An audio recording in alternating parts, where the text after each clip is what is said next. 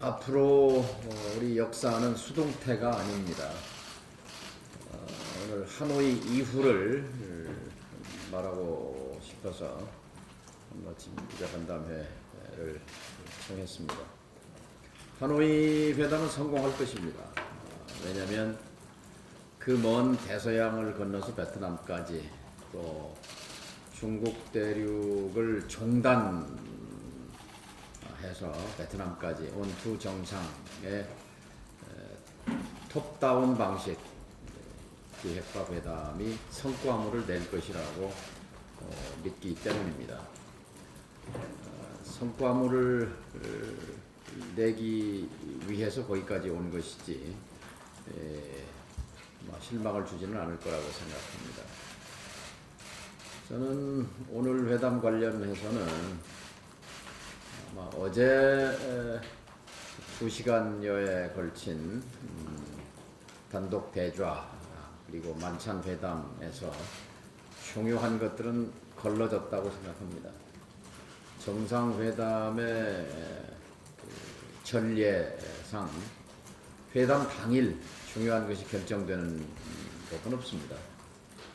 오늘 우리 시간으로 11시부터 45분 동안 단독 정상회담, 그 이후에 1시간 동안 확대회담. 확대회담은 형식적인 것이 될 것이고 단독 회담도 세레모니적 마무리 단계가 될 것이고 아마도 알려지지 않았지만 어제 밤새 실무진의 마지막 합의문 작성 작업이 진행됐으리라고 생각합니다. 단독 회담이 끝나고 김정은 위원장이 흥미로운 얘기를 많이 나눴다고 했고 트럼프 대통령이 아마도 우리가 나눈 얘기를 돈을 내고라도 들으려고 할 것이다. 그 말을 유추해 보면 흥미로운 얘기라는 것은 트럼프 대통령이 쭉 얘기해온 북한은 엄청난 잠재력을 가졌다. 앞으로 큰 경제 발전을 할 수 있다 하는 그런 미래에 관한 얘기가 주였을 것이고 추상적인 법법이었을 가능성이 있습니다. 또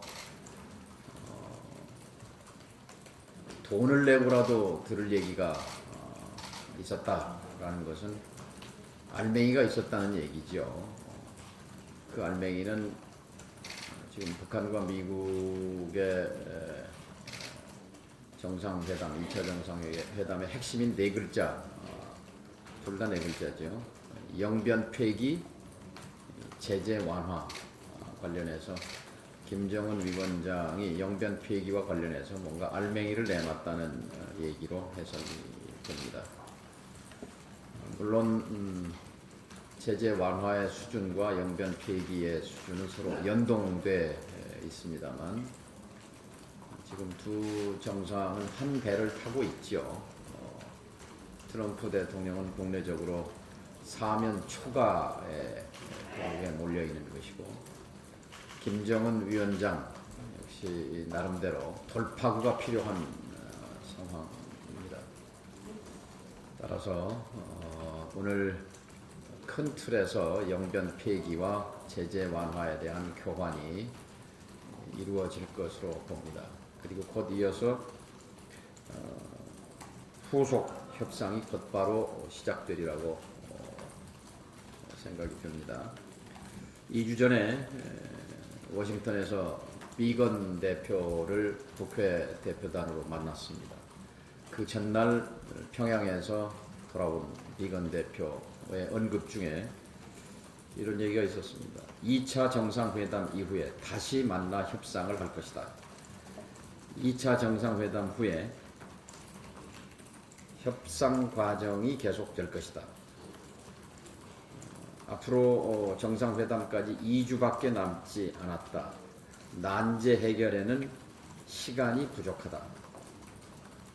2차 정상회담 후에 다양한 협상이 계속된다면 해결 가능성이 있다. 이렇게 하는 것을 제가 메모를 했는데요. 아마 후속 협상이 바로 이어질 것입니다. 그 후속 협상의 핵심은 로드맵이 될 것입니다. 일정표죠. 그러니까 오늘까지 그 서로가 원하는 것에 대한 교환 순서와 일정 합의까지는 시간 부족상 어렵다. 그러니 바로 정상회담 후에 후속 협상이 될 것이다라고 말씀드리는 이유입니다.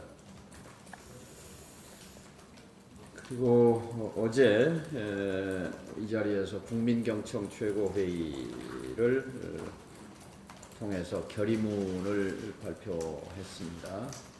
하노이 정상회담에서 9.19 평양선언에 대한 지지 또는 재확인이 담기기를 촉구했습니다.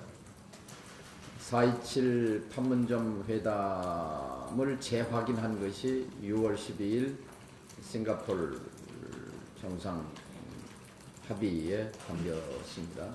마찬가지로 오늘 하노이 합의에서 9.19 평양선언에 대한 지지 또는 재확인이 담기게 되면 9.19 선언에 포함된 개성공단과 금강산 관광 재개 조건이 마련되는 대로 개성공단과 금강산 관광을 정상화하겠다는 남북 합의가 탄력을 받게 될 것입니다. 조건이 마련됐다고 볼 수 있을 것입니다.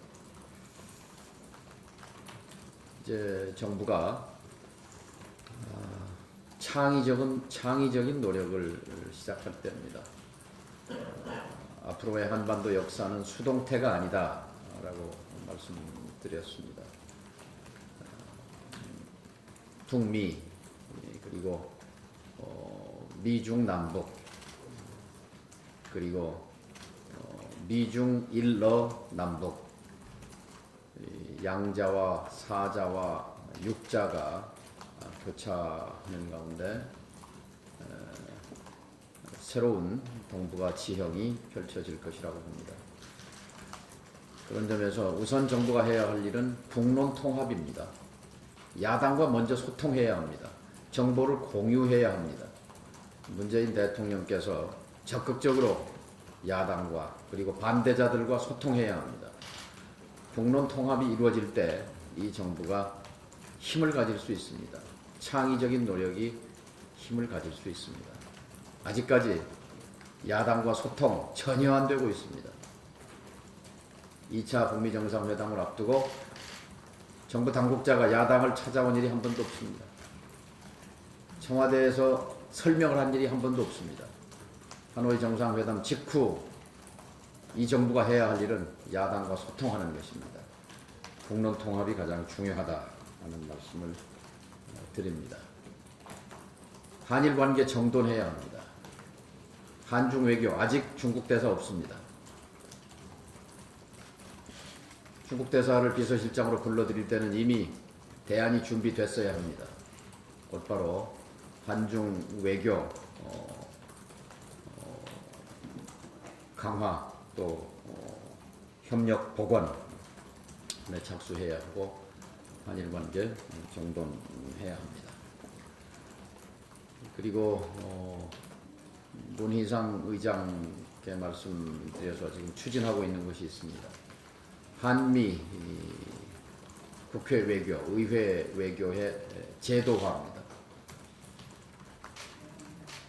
어제 미국의 민주당 의원 19명과 앤디 김 한국계 출신 의원이 참여한 20명의 의원이 종전선언을 지지하는 결의안을 냈습니다. 굉장히 중요한 단서입니다. 지금 미국 의회는 냉소, 회의, 반감이 지배합니다. 트럼프 대통령에 대한 냉소, 트럼프 대통령에 대한 회의론, 트럼프 대통령에 대한 반감이 지배합니다. 그 현장에서 김정은 위원장과 북한에 대한 냉소와 회의와 반감이 지배합니다. 이것을 저감시키려면 정부의 노력과 함께 의회의 노력이 중요합니다. 지난 2월 11일부터 일주일 동안 미국 조야를 상대로 한 특히 미국 의회의 가장 중요한 인물 하원 의장 낸시 펠로시 의장과의 솔직한 토론, 그리고 하원 외교위원회 아태 소위위원들 14명과의 집단 토론은 의회 외교사에서 굉장히 중요한 의미를 갖는 사건이었습니다. 시점에 있어서 그렇습니다.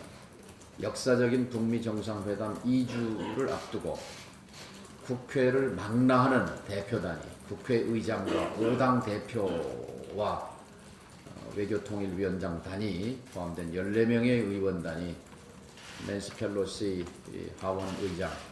하원의장은 우리나라의 국회의장과 당 대표를 합쳐놓은 권력을 갖고 있습니다.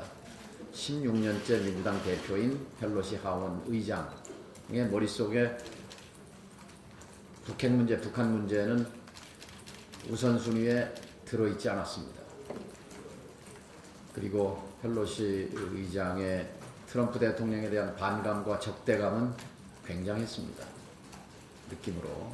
그리고 역시 그 연장에서 이 북미 회담에 대한 부정적 시각이 강했습니다. 한 번의 토론으로 생각이 바뀌진 않았겠지만 아마 상당한 영향을 받았으리라고 생각합니다. 특히 펠로시 의장이 말은 중요치 않다, 증거가 없다, 증거를 내놔라, 또 트럼프 대통령을 믿을 수 없다, 쇼다 하는 그런 인식과 충돌하는 우리 대표단의 반론, 베트남의 장소성, 역사성, 국제정치에서 영원한 적도 없고 영원한 친구도 없는 반증인 베트남과 미국 관계, 그 베트남에서 70년 동안 오래된 적이었던 미국과 북한이 역사적인 탈냉전 회담을 하는 것, 이것의 역사성, 그리고 회담을 통해서 펠로시 의장이 원하는 증거를 확보하기 위한 회담 아니겠는가라는 것, 특히 영변 폐기는 확실한 증거다. 영변 폐기는 북한 핵능력의 80% 폐기를 의미한다. 300개가 넘는 핵시설, 그것의 폐기는 북한 핵의 사실상 불능화를 의미한다 하는 우리 국회 대표단의 설명은 펠로시 의장에게 중요한 참고가 됐으리라고 생각합니다. 24년 전에 제네바에서 북미 간의 어그리드 프레임워크, 제네바 합의가 있었습니다. 그때 영변 동결이었습니다. 봉인, 프리징이었습니다. 그 대가로 미국이 준 것은 적대관계의 해소와 관계 정상화였습니다. 이번 2019년 2월 28일 하노이 정상회담의 핵심은 영변의 폐기입니다. 지난 24년 동안 북한 핵을, 당시는 핵물질 50g의 불일치 문제가 핵심이었습니다. 50g. 그런데 지금은 핵 보유국을 선언한 북한을 상대로 한 협상입니다. 이 협상에서 영변 핵 폐기가 구체적으로 적시된다면 한반도 비핵화의 하나의 성공 기준점이라고 생각합니다. 좀 길게 설명을 드렸는데요. 이제 뭐 그런 기대를 가지고 지켜보기로 하고요. 아마 도착부터 지금까지 트럼프 대통령의 표정이 계속 좀 무거웠던 것은 국내 정치적으로 굉장히 몰려있는 그런 상황 때문인 것 같고, 김정은 위원장 작년 9월에 옆에서 봤을 때는 얼굴이 검붉게 타 있었는데 이번에 보니까 유독 그 얼굴이 빨갛더라고요. 홍조. 그리고 좀 호텔에서 꼼짝도 않고 집중하는 모습 보면 아마 어제 회담 서두에 말한 고민, 인내, 노력, 그 말도 여러 번 곱씹고 곱씹어서 내놓은 얘기 아니겠는가 싶습니다. 그리고 세계인들이 기뻐할 훌륭한 결과를 내겠다라는 것은 영변 폐기와 관련해서 구체적인 언급을, 구체적인 카드를 내놓지 않았겠는가 그런 기대도 해봅니다. 여기까지 말씀드리죠. 네, 그 양해 말씀 드려야 되겠습니다. 지금 대표님께서 9시 50분까지 본청 삼촌을 가야 되는데요. 네, 50분까지. 질의응답 하실 분이 있으면 한 2분 정도만 간단히 받도록 하겠습니다. 소속과 성함 말씀해 주시고 질의해 주시기 바랍니다. 네, 그렇습니다. 안녕하세요. 저는 아이뉴스 24 이송 예. 기자입니다. 두 가지 질문 드릴게요. 자유한국당이랑 바른미래당 등 그 보수 야당이 이번 정상회담에 대해서 완전한 비핵화를 계속 강조를 하고 있는데 이 부분에 대한 대표님의 생각을 좀 청해 듣고 싶고, 또 하나는 이번 정상회담에서 개성공단과 금강산 관광 재개 합의가 이루어지면은 그 이후에 당장 한국 정부가 취해야 할 당장의 조치들이 어떤 게 있는지 조금 구체적으로 얘기를 들어보고 싶고요. 이를테면 두 가지만 좀 네. 말씀하시면. 네, 이주환입니다. 이주환입니다. 우선 두 번째 질문부터 말씀을 드리면, 우선 유엔 제재 결의가 10번 있었어요. 1785호부터 2397호까지 2006년부터 2017년 말까지 10번 제재 결의에 빠지지 않고 들어있는 것이 제재 면제 조항입니다. 한반도 평화 그리고 긴장 완화에 기여하는 사항이라면 제재 면제할 수 있는 근거가 2397호 25조와 27조에 딱 들어있어요. 그걸 활용해서 정부가 국제 공조를 통해서 남북 경협에 대한 포괄적 면제를 받고 남북 경협을 활성화하는 것이 확실한 비핵화로 가는 또 발판이기 때문에요. 이 노력을 맨 먼저 기울여야 한다고 생각합니다. 구체적으로는 또 우리가 좀 더 능동적이고 창의적으로 움직이기 위해서 개성 기업인들 방북 허용부터 해야 합니다. 아마도 미국 시민들의 여행 금지가 풀릴 겁니다. 미국 시민들은 여행 금지가 풀려서 개성에 갈 수 있는데, 금강산에 갈 수 있는데, 개성에 투자한 기업인들의 발목을 묶어놓는 이 저자세, 이건 참 안타까운 일입니다. 너무 미국 눈치 보는 것, 이거 시정해야 합니다. 그래서 제가 작년 8월 5일 전당대회 끝나고 바로 그 다음 날 통일부를 찾아갔습니다. 조명균 장관에게 제가 개성공단 개설자의 한 사람으로서 우리 민주평화당 대표단에 개성공단 방문 요청을 했습니다. 그때 협력했어야 합니다. 근데 지금 8개월 지났잖아요. 6개월 지났어요. 그런 정부의 소극적이고 안일한 그런 정책 추진 태도에 대해서 개탄합니다. 왜냐하면 야당은 부담 없잖아요. 야당 대표단이 개성에 가고, 그 다음에 개성 기업인들이 개성에 다녀오고, 재가동하겠다는 것이 아니라 가서 살펴보겠다는데 그런 것까지 틀어막고 미국 눈치 본 것, 그것 잘못된 일입니다. 네, 또 앞부분 질문이 예. 완전한 비핵화.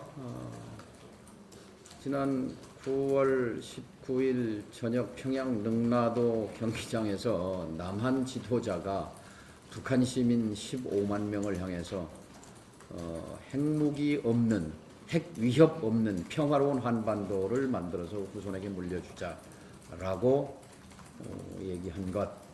지난주 노동신문은 북한 인민들의 학습 교재입니다. 우리에게는 되돌아갈 길이 없다. 우리에게는 되돌아갈 길이 없다.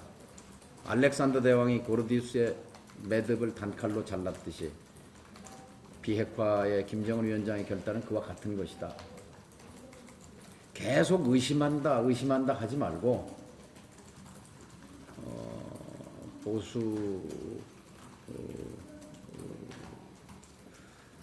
보수적인 보수 세력이죠. 보수 세력은 이걸 한번 성찰해 봐야 합니다. 자신들의 집권 시기에 계속 북이 무너진다, 조금만 더 압박해라, 제재해라, 조금 더 강하게 밀어붙여라. 그래서 핵 항공모함도 들여오고, 핵 잠수함도 들여오고, 핵 폭격기도 들여오고, 압박하면 무너진다.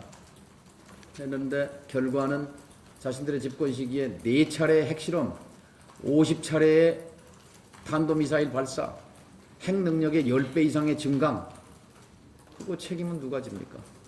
김대중 대통령의 햇볕 정책 때문에 그렇게 됐다고 하는 핑계는 너무 무책임하고 너무 논리에 맞지 않는 얘기입니다. 자신들 한 일이 없잖아요. 남북관계에 티끌 만한 진전도 가져오지 못했는데 이제 역사의 대전환인데 우선 성찰하시기 바랍니다. 네, 다른 분 없으시면 아니, 괜찮아요. 예, 괜찮습니까? 시간이? 예. 상 받으러 참고로 우리 박주연 의원이 불사조 포럼 수석 연구 책임자신데 최우수 연구 단체로 700만 원의 상금도 받았어요. 국회의장 시상이 있습니다. 시상식에는 한번 조금 기자님 있으시면 질의해 주십시오. 네, 말씀해 주십시오. 뉴스팀의 김준희 기자라고 합니다. 다름이 아니라 아까 국회 간의 공공외교 같은 것도 말씀을 하셨는데 좀 어떻게 진전을 시킬 수 있을지 방안이 좀 있으신가요? 예. 그래서 워싱턴에 있는 대사관은 이제 정부의 창구인데요. 국회의 창구를 개설할 필요가 있습니다. 워싱턴에. 왜냐하면 우리 한국 국회의 의원 외교의 의회 외교의 90%는 워싱턴 외교입니다. 이번에 저지난주에 하원 외교위 위원장 엘리엇 엥겔 위원장과 그 아테소이 의원 14명이 참석했어요. 그쪽에서. 제가 미국 의회에 자주 가봤습니다만 미국 의원이 14명이나 참석한 경우는 처음 봤어요. 그런데 그때 우리 참석했던 의원들이 다 느꼈어요. 왜 저 양반들이 일본 얘기를 이렇게 자주 하지? 뭔가 좀 느낌이 싸했습니다.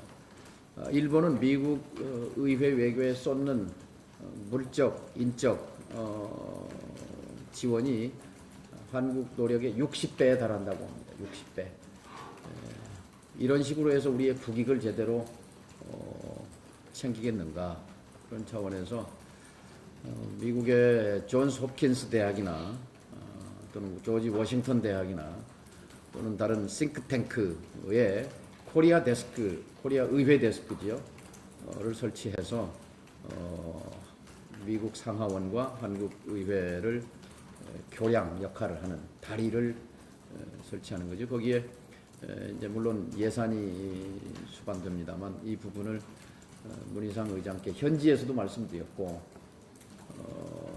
한국 국회의장과 여야 5당 대표단과 외교통일위원장단이 이렇게 매머드 규모로 왔다 간 것을 일회성으로 해서는 안 됩니다. 뭔가 이것을 제도화해야 된다고 해서 그런 논의를 했었고 그제 문희상 의장을 찾아뵙고 그 제안을 해서 문희상 의장이 지시한 걸로 압니다. 그걸 적극 검토해서 추진하도록. 그러니까 의회 대 의회의 창구를 워싱턴에 설치하는 거죠. 정말 마칠 것 같습니다. 마지막으로 한 번만 더. 한 번만 더 하실까요? 지금 시간이 다 돼서. 아니 괜찮아요. 예, 괜찮습니다. 상만. 예.